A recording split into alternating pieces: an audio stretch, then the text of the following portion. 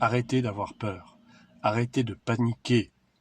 Ce coronavirus n'est qu'un de plus qui est fabriqué dans ces laboratoires de biologie, de biotechnologie, si vous voulez, à des visées militaires. Donc dans ces laboratoires P4 de l'armée, que l'on trouve partout dans le monde, il y en a même en France.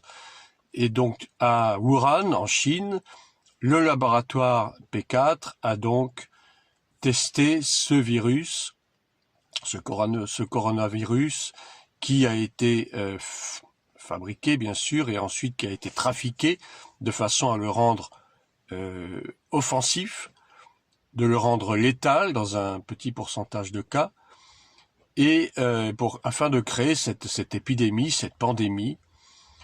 C'est une attaque démoniaque.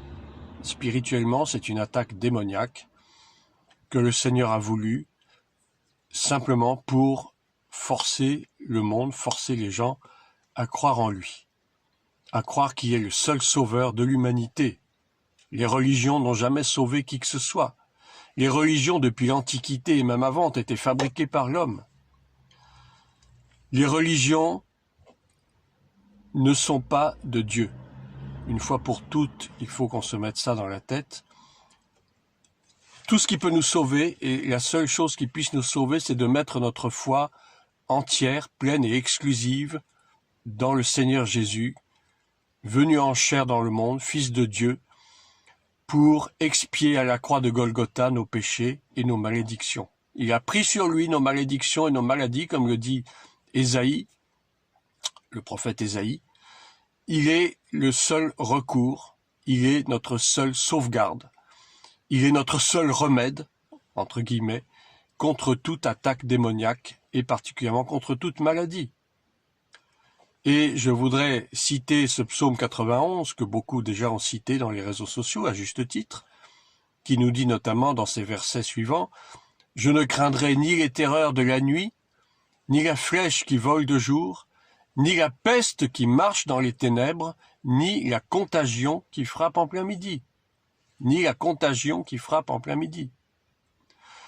Faisons nôtre ce psaume, n'hésitons pas à le réciter matin, midi et soir comme un médicament. Ce n'est pas un fétiche, ce n'est pas un gris-gris non plus, la parole de Dieu n'est pas un fétiche, la parole de Dieu est réelle, la parole de Dieu est vivante, elle est la vérité, celle qui nous permet de triompher de toutes les embûches du malin. Et je voudrais m'adresser à ceux qui regardent ces vidéos et qui ne sont pas croyants, qui ne sont pas chrétiens. Il est le temps pour vous de fléchir les genoux devant Dieu, de reconnaître que vous avez vécu sans lui pendant des années, voire des décennies, qu'il est temps maintenant de se tourner vers Jésus-Christ, le seul Sauveur et Seigneur, le seul qui soit mort et ressuscité. Personne d'autre que lui n'est mort et ressuscité. Beaucoup sont morts, mais tous ne sont pas ressuscités, à part lui. Il est le seul. Mettez votre foi en lui. Acceptez-le comme votre Seigneur et Sauveur. Il est grand temps maintenant de nous tourner vers celui qui peut nous sauver de la déroute, qui peut nous sauver des catastrophes à venir. Le monde est en pleine déroute, le monde est en pleine déconfiture, mais nous ne devons pas baisser les bras. Au contraire, nous devons redoubler à la fois de vigilance et partir en guerre contre tous ces hordes de démons qui cherchent à nuire à l'Église, qui cherchent à nuire aux chrétiens et qui cherchent d'une façon générale à nuire au monde entier. Mais encore une fois, n'ayez pas peur, ça ne sert à rien. La peur et la panique ne sont pas des remèdes, au contraire, ce sont ces choses qui permettent d'aggraver la situation. Dans la peur et dans la panique, on fait n'importe quoi, on fait des bêtises, et ça n'ajoute rien du tout.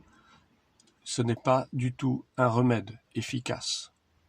Plions les genoux devant le Seigneur, vivons dans la sanctification, et pour vous, chrétiens et chrétiennes, revêtez-vous du sang de l'agneau, ce sang pur et sans tache, ce sang qui a été mis sur les linteaux en Égypte, du peuple d'Israël pour se prémunir de l'ange exterminateur. C'est ce même sang qui nous couvre aujourd'hui, c'est ce même sang qui nous préserve de la calamité, C'est ce même sang qui nous préserve de la maladie et de la mort.